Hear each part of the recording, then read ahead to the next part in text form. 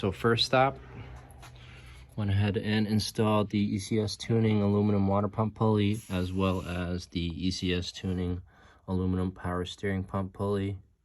Both fairly easy to install, but the freaking things were seized on there like crazy. Confirmed. Look at this.